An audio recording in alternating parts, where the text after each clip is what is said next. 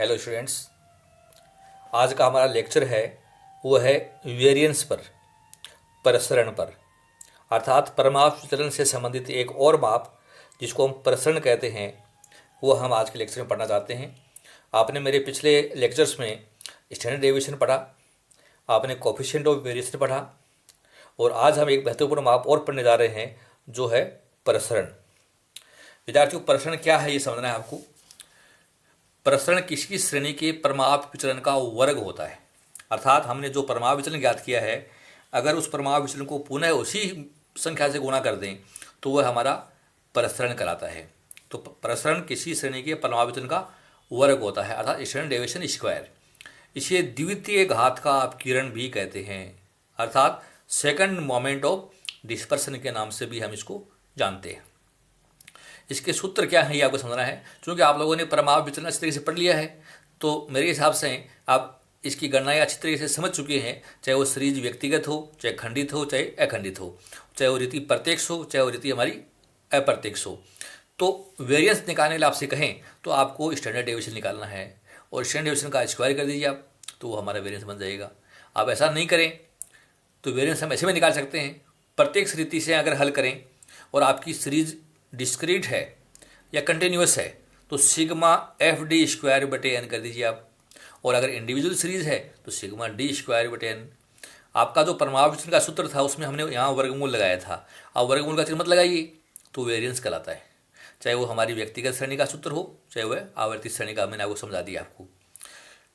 Variance equal to, ये formula आपने पढ़ा था, sigma F D X square बटे N minus sigma F D x बटे एन का होल स्क्वायर, और आपने वर्गमूल का चिन्ह लगा दें तो ये बन जाएगा स्टैंडर्ड डेविएशन, और वर्गमूल का चिन्ह मत लगाइए आप तो ये बन जाएगा वेरिएंस।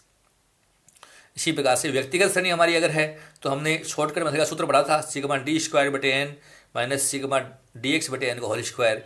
अगर वर्गमूल का चिन्ह लगा दे तो ये स्टैंडर्ड डेविएशन हो जाएगा, और वर्गमूल का चिन्ह नहीं लगाओगे आप तो ये हमारा वेरिएंस बन जाएगा। तो ये लघु रीति का था, ये हमारे प्रत्यक्ष रीति के फॉर्मूले हैं जो आप लोगों ने पढ़े थे। और मान लो हमें सवाल में वेरिएंस दे दे और पूछे बताइए स्टैंडर्ड डेविएशन क्या होगा, तो स्टैंडर्ड डेविएशन इक्वल टू होता है वेरिएंस का रूट। वेरिएंस का आप जो है वर्गमूल कर दीजिए तो हमारा स्टैंडर्ड डेविएशन निकल जाएगा। तो इन सूत्रों के आधार पर हम वेरिएंस को बहुत आसानी से ज्ञात कर सकते हैं।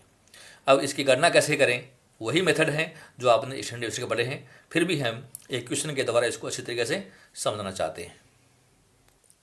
एक क्वेश्चन ले रहा हूं मैं, निम्न श्रेणी में प्रसरण व विचरण गुणांक की गणना कीजिए, अर्थात calculate coefficient of variation and variance from the following series. हमें इसमें वेरिएंस भी निकालना है और कोएफिशिएंट ऑफ वेरिएंस भी निकालना है। तो विद्यार्थियों, आपने मेरे पिछले लेक्चर में लेक्चर नंबर 12 में कोएफिशिएंट ऑफ वेरिएंस समझा था और आज लेक्चर नंबर 13 में हम वेरिएंस पढ़ रहे हैं। तो हमारी सीरीज है marks less than 70, 60, 50, 40, 30, 20, 10। Number of students 100, 95, 88, 75, 45, 25 और 10। तो आपको जो मैंने क्वेश्चन दिया है ये हमारी एक कंटिन्यूस सीरीज है और ये लेस देन में है, एक तरीके से ये कम्युलेटिव सीरीज है, संचयी आवर्ती श्रेणी है ये, और लेस देन में दिखा रखी है। तो आपको ऐसे मैंने बहुत सारे क्वेश्चन मेरे पिछले लेक्चर्स में पढ़ाए हैं। हमें जब भी इस क्वेश्चन को सोल्व करना है, चाहे आप इसमें एवरेज निकालें चाहे आप डिस्पर्सन का कोई भी माप निकालें, इसको हमें ग्रुप वाइज सेट करना है। हम इसमें इसकी क्लासेज बनाएंगे, समान अंतराल की बनती है तो समान अंतराल की बनाएंगे, असमान की बनती है तो असमान की बनाएंगे। तो हम देख रहे हैं इनमें अंतराल समान है, 60, 70 में 10 का अंतर है, ये 10 का है, 10 के अंतर वाली सीरीज है। तो समान अंतराल वाली श्रेणी आपको पहले फॉर्म कर लेनी है। फिर हम चूँकि कंटिन्यूस सीरीज है तो हमें इसमें साइज चाहिएगी तो मिड वैल्यू निकाल लेंगे, तो मिड वैल्यू हमारा एक्स बन जाएगा। हमें फ्रीक्वेंसी सही से निकालनी है, यहाँ दे रखी है वो CF है, हमें चाहिए फ्रीक्वेंसी, हमें सही फ्रीक्वेंसी निकालनी है। फिर हमें समांतर माध्य भी निकालना है, हमें परमाणु विचलन भी निकालना है, ये सारे काम करने हैं। तो कैसे करें गणनाएं ये हम समझते हैं। हम परमाणु विचलन वाली तालिका बनाएंगे, computation of variance and CV, अर्थात मार्क्स लिखने हैं आपको, मिड वैल्यू छांटनी है, नंबर ऑफ स्टूडेंट्स हमारी फ्रीक्वेंसी लिखनी है, फिर डेविएशन I का भाग देना है, 10 के अंतर हैं, ठीक है ना। फिर हमें FDX निकालना है, FDX स्क्वायर निकालने हैं, तो ये काम करने हैं। तो पहला वर्ग कौन सा बने देखना अपने को। लेस देन में है 10 के अंतर हैं, तो पहला वर्ग हमारा 10 से छोटा बनेगा। और मैं इस क्वेश्चन को असेंडिंग ऑर्डर अर्थात आरोही क्रम में आपके सामने लिखना चाह रहा हूँ। तो जो पहला वर्ग है हमारा वो बनेगा 0 से 10, 10 से 20, 20 से 30, 30 से 40, 40 से 50, 50 से 60 और 60 से 70, लेस देन 70 तक है। तो ये हमारी सीरीज बन गई। हमें इसका मिड वैल्यू निकाल लेने पड़ेंगे, इनकी हमें आवश्यकता होगी, जिसको हम x कहते हैं। तो पहला मिड वैल्यू आएगा हमारा 5, दोनों का योग में 2 का भाग देना है, तो 15, 25, 35, 45, 55 और 65। अब हमें चाहिए फ्रीक्वेंसी। तो 0 से 10 की फ्रीक्वेंसी हमें कह रहा है कि 10 से कम वाले 10 हैं, तो पहले ग्रुप की फ्रीक्वेंसी आएगी 10। 20 से कम 25 हैं, तो 10 तो आपने लिख दिया, तो यहाँ पर 15 आ जाएंगी। फिर 45 से 25 का अंतर निकाल दीजिए आप, तो ये आ जाएगी 20। फिर अगली फ्रीक्वेंसी हमारी हो जाएगी 30, फिर आ गई 13, फिर आ जाएगी 7 और फिर आएगी 5 और इनका योग हमारा रहेगा 100। तो हमने इस क्वेश्चन को एडजस्ट कर लिया है, सही तरीके से हमने आपके सामने उतार लिया है। अब जो x है, जो मिड वैल्यू है, इनमें से किसी एक को हमें एज्यूम करना है। तो जो 35 है ये बीच में है, मैं इसको एज्यूम कर रहा हूँ, मैंने यहाँ लिख दिया है A, it is our assumed mean. Shortcut method से मैं आपको करना सिखा रहा हूँ। और क्लास इंटरवल हमारा 10-10 का है, तो मैंने लिख दिया है क्लास इंटरवल इक्वल टू 10। और हम स्टेप डेविएशन मेथड यूज करना चाहते हैं, पद विचलन रीति। तो 5 में से घटाने हैं आपको और 35 घटाना है। तो 5 में से घटाए 35 तो माइनस के 30 बचेंगे, और माइनस के 30 में 10 का भाग दे दो तो माइनस का 3 हो गया। 15 में से आपको 35 घटाने, तो ये 20 बचेंगे माइनस के, और 10 का भाग दे दिया तो ये माइनस के 2, फिर ये माइनस का 1, फिर ये 0, 1, 2 और 3। तो ये हमारे स्टेप डेविएशन आ जाएंगे। अब ये स्टेप डेविएशन को अब समझ ऐप से गुणा कर रहे हैं, ऐप से गुणा करना है। तो -3 को 10 से गुणा कर दीजिए, तो ये हो गया माइनस के 30, ये भी हो गया माइनस का 30, माइनस का 20, ये 0, 13, 14 और 15।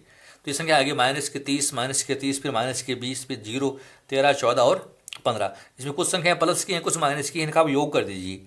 इनका योग करके बताऊँ आपको, तो ये योग आ गया 80 माइनस के हैं, और 13, 27, 42 प्लस के हैं, तो ये योग आ गया माइनस का 38 सिग्मा एफ डी एक्स। अब हमें निकालने हैं सिग्मा एफ डी एक्स के बाद में एफ डी एक्स का स्क्वायर चाहिए। तो एफ डी एक्स को आप डी एक्स गुणा कर दीजिए, तो हमारे स्क्वायर बन जाएंगे। तो माइनस माइनस बनते प्लस हो जाएंगी। 30 इंटू 3 90 हो गया, 30 गुना 2 60, 20 गुना 1 20, ये 0, ये 13, 14 गुना 2 28, 15 गुना 3 45, और ये योग कहलाएगा सिग्मा एफ डी एक्स का स्क्वायर। तो 60, 90, 20, 13, 28 और 45, इनका सबका मैंने योग किया, तो हमारा योग आता है 256, 256 ये योग आ गया। अब हमें कैलकुलेशन दिखाने हैं। तो सबसे पहले मैं आपके सामने निकाल रहा हूँ समांतर माध्य x bar a plus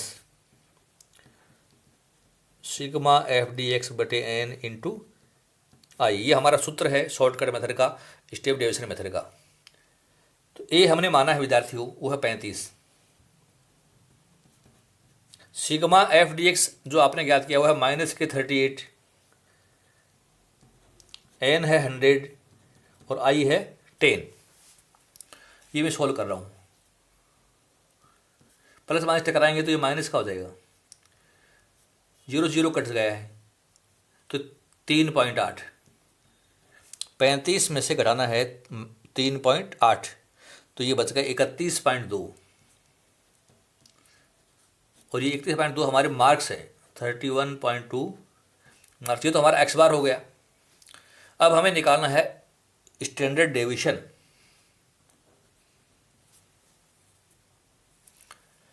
standard deviation equal to है sigma F D X square बटे N minus sigma F D X upon N का होल स्क्वायर, पूरा वर्गमूल चिन्ह है, इंटू आई।